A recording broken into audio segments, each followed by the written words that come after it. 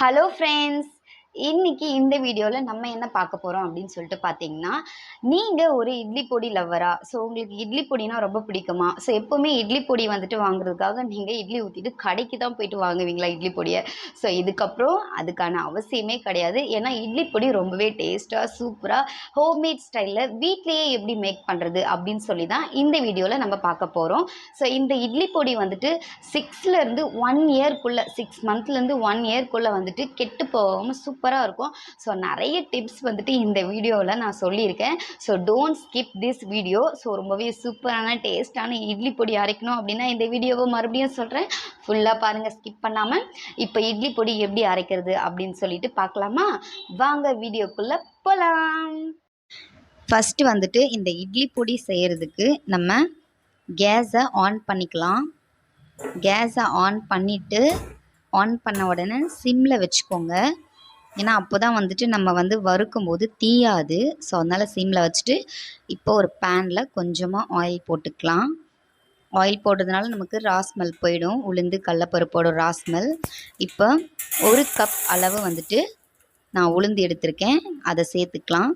சேர்த்துட்டு சிம்லேயே வச்சு இந்த மாதிரி நல்லா வறுத்துக்கோங்க. கலர் மாறணும், ரொம்ப தீயக்கூடாது, இந்த ஸ்டேஜுக்கு வரணும். ஸோ இப்போ வந்துட்டு நம்ம இது ஒரு பிளேட்டுக்கு மாற்றிக்கலாம்.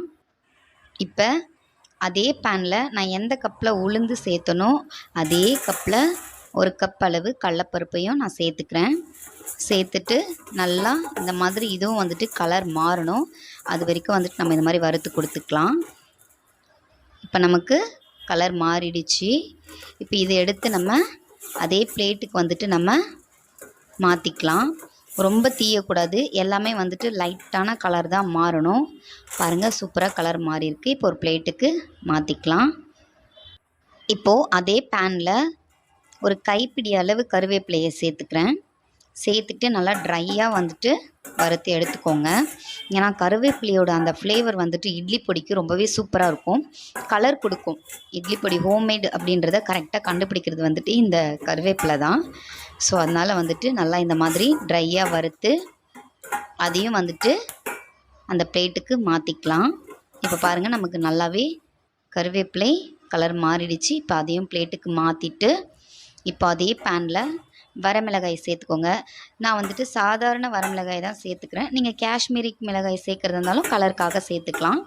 நான் வந்துட்டு நார்மலாக வந்துட்டு வரமிளகாய் தான் சேர்த்துக்கிறேன். உங்கள் காரத்துக்கு தகுந்த மாதிரி வறுத்து எடுத்து இந்த மாதிரி அதே பிளேட்டில் மாற்றி இப்போது அதே பேனில் இப்போ நம்ம வறுத்து எடுத்து வச்சுருந்தோம் இல்லையா, அது எல்லாமே வந்துட்டு சேர்த்துக்கோங்க. சேர்த்துட்டு சிம்லேயே வந்துட்டு பெருங்காயத்தூள் கொஞ்சமாக சேர்த்துக்கலாம். ஏன்னா வந்துட்டு அப்போ தான் வந்துட்டு டைஜஸ்ட் ஆகும் நமக்கு. பெருங்காயத்தூள் சேர்க்குறதுனால வந்துட்டு ரொம்பவே நல்லது. ஸோ தேவையான அளவு உப்பையும் சேர்த்துக்கலாம். சேர்த்துட்டு நல்லா வந்துட்டு சிம்லேயே வச்சு வறுத்துக்கலாம். இல்லை அடுப்பு அதிகமாக தீயில் இருக்குது, பாத்திரம் தீயாக இருக்குது அப்படின்னா நீங்கள் வந்துட்டு சிம்லேயே இருந்து எடுத்துகிட்டு கூட அடுப்பை ஆஃப் பண்ணிவிட்டு அதே தீயில் கூட நீங்கள் இந்த மாதிரி வறுத்து எடுத்துக்கலாம். அந்த பெருங்காயத்தோட ரா ஸ்மெல் வந்துட்டு நல்லா போகணும். ஸோ அதனால தான், வேறு ஒன்றும் இல்லை. இப்போ ஒரு அகலமான பிளேட்டுக்கு மாற்றி ஆற வச்சிடலாம். ஆற வச்சதுக்கப்புறமா ஒரு மிக்ஸி ஜாருக்கு ட்ரான்ஸ்ஃபர் பண்ணிக்கோங்க. அப்புறம் ஒரு மூடி போட்டு நல்லா கொரப்பாக அரைச்சி எடுத்து வச்சுக்கோங்க. ரொம்ப ஃபைனாக வந்துட்டு தூளாக வந்துட்டு அரைக்கக்கூடாது. கொஞ்சம் கொரப்பாக இருந்தால் தான் அப்போ தான் வந்துட்டு சாப்பிட்றதுக்கு வந்துட்டு ரொம்பவே சூப்பராக இருக்கும். அந்த உளுந்து ஃப்ளேவர் எல்லாமே வந்துட்டு நல்லா தெரியும் நமக்கு, கடலப்பருப்பு உளுந்து ஃப்ளேவர்லாம்.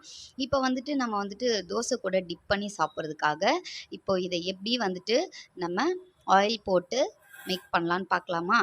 இப்போது கொஞ்சமாக நான் வந்துட்டு ஒரு பவுலில் ஆயில் போட்டுக்கிறேன். அப்புறம் நம்ம அரைச்சி வச்சுருந்தோம் இல்லையா, அந்த இட்லி பொடியை எடுத்து ஒரு 4-5 ஸ்பூன் கிட்ட போட்டுட்டு நல்லா மிக்ஸ் பண்ணிக்கிறேன். நல்லா மிக்ஸ் பண்ணிக்கோங்க. ஒன்றோட ஒன்று நல்லா மிக்ஸ் பண்ணிக்கிட்டு அது கூட வந்துட்டு தோசைக்கு தொட்டு சாப்பிட்டீங்க அப்படின்னா செம்ம டேஸ்ட்டாக இருக்கும். நான் வந்துட்டு தோசை லவர் அப்படின்றதுனால நான் இப்போ தோசைக்கு தான் வந்துட்டு இந்த இட்லி பொடியை தொட்டுக்கிட்டு சாப்பிட போகிறேன். நீங்கள் இட்லி லவரா இல்லை தோசை லவரான்னு எங்களுக்கு தெரியல. ஸோ அதனால் நீங்கள் வந்துட்டு இட்லி லவரா இல்லை தோசை லவரா அப்படின்றதையும் கமெண்ட் செக்ஷனில் கமெண்ட் பண்ணிக்கோங்க. இட்லி பிடிச்சிருந்தா இட்லி கூடவும் இதை தொட்டு சாப்பிட்டு பார்த்துட்டு எப்படி இருக்குது அப்படின்னு சொல்லிட்டு கமெண்ட் செக்ஷனில் கமெண்ட் பண்ணுங்கள். நான் எப்படி செஞ்சனோ அதே மெத்தடில் செஞ்சீங்க அப்படின்னா கண்டிப்பாக வந்துட்டு 1 இயர்க்கு வந்துட்டு இந்த இட்லி பொடி ரொம்பவே சூப்பரா இருக்கும். உங்க வீட்ல செஞ்சு பார்த்துட்டு எப்படி இருக்குன்னு சொல்லிட்டு கமெண்ட் செக்ஷன்ல கமெண்ட் பண்ணுங்க. நெக்ஸ்ட் இன்னொரு ரெசிபியோட மீட் பண்றேன். பாய்.